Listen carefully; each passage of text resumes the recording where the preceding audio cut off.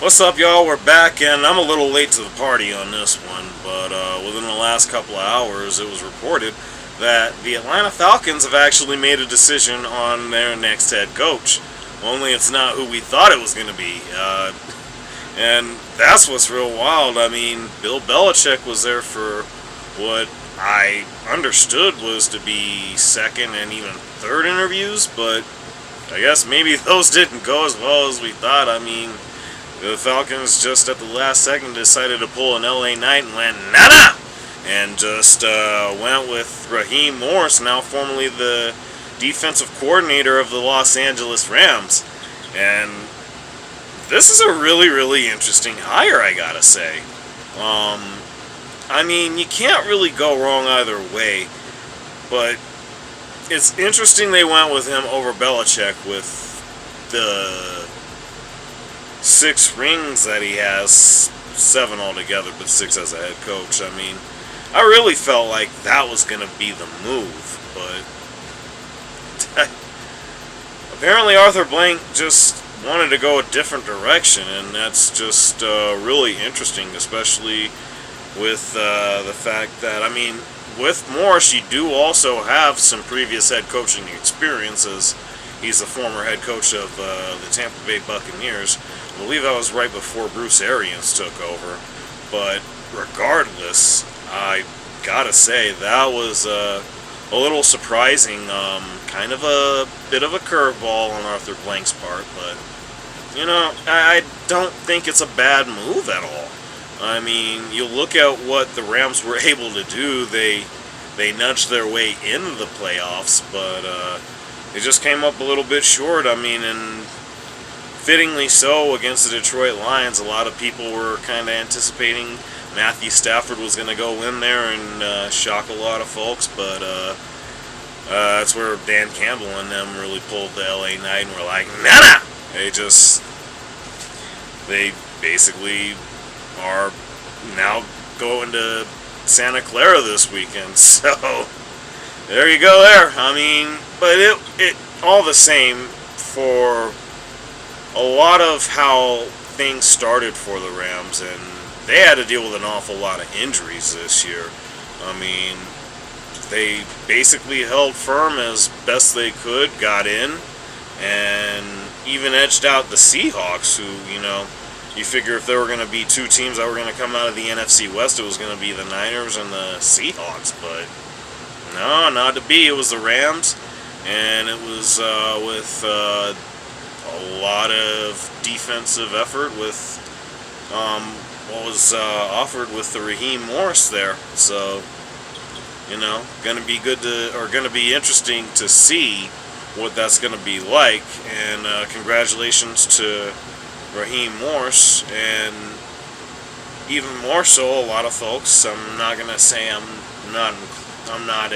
excluded from that. I certainly am happy to see when there's another African American coach or any minority coach higher in the league. You know, we certainly need a lot more of that, but I think it's just really interesting to see this decision, and you know, we'll see what happens from it. That's really all I know to say. It's just wild to think about that you would pass over a Bill Belichick, but we'll find out what happens. I mean, I'm imagining that Morris is a little bit better than what he was with Tampa, so we'll find out. I mean, it's going to make things interesting in the NFC South for sure. And speaking of the NFC South, the Carolina Panthers have also made their decision by going within the division, interestingly enough. Formerly offensive coordinator of the Tampa Bay Buccaneers coach, now Carolina Panthers head coach in Dave Canales.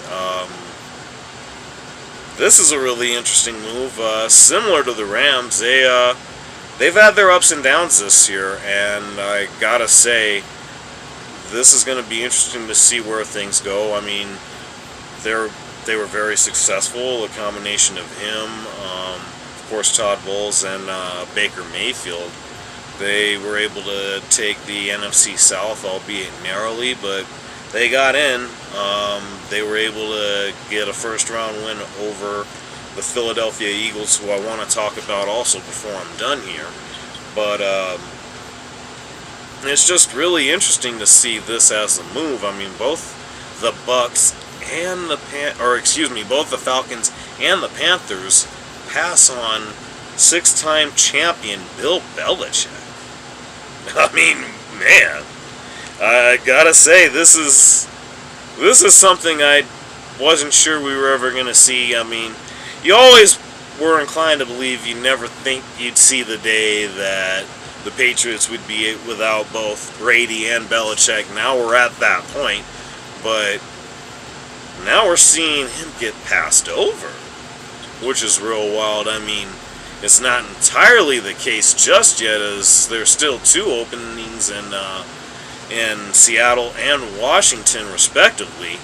Of course, the Commanders, just to be clear, it's just weird wording it that way, but nonetheless, I think that if Atlanta didn't go with him, it's going to be hard to imagine whether or not Washington or Seattle does. I mean, I think that Belichick really was intent on going to Atlanta. I feel like, really, I don't know how he wasn't a shoo-in for that, but again, this is the decision that Arthur Blank went with, and it is what it is. But that being said, I just wanted to finish this up real quick by talking about a couple of things that happened within the last 24 hours. Vic Fangio has moved on from the Miami Dolphins to now be the defensive coordinator for the Philadelphia Eagles, and I actually am intrigued by this for the fact that, the Eagles regressed quite a bit, especially defensively, from having made it to the Super Bowl and again being knocked out of the wild card round by the Tampa Bay Buccaneers. And, say what you will about all that, but it's just really, really hard for me to believe at this point you can really go any worse than what the Eagles did defensively. And I will acknowledge Fangio for this, regardless of my feelings towards him about the way he handled things, particularly Drew Lock, during his time in Denver. He's still a hell of a defensive mind. I mean, Miami was nothing to sneeze at defensively, but things came apart for him. They didn't really have what they needed as far as the recipe to having a successful season down in Miami. I mean, sure, they got into the playoffs, but they seemingly had a bit of a death grip on that NFC or that AFC East division, and all of a sudden they just let that slide from their fingers at the hands of the Buffalo Bills. I don't know, kind of wild to see that happen that way, but I think that ought to be a plus for the Eagles, having moved on from Sean Desai and Matt Patricia.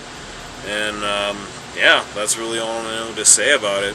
Looks like Belichick's going to end up taking a year off before he winds up hitting the sidelines again, and we'll see where he lands next in 2025.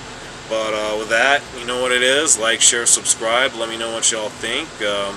Are you guys surprised at this move, or does it even matter at this point? Yeah, pretty wild stuff, but let me know what y'all think. Later.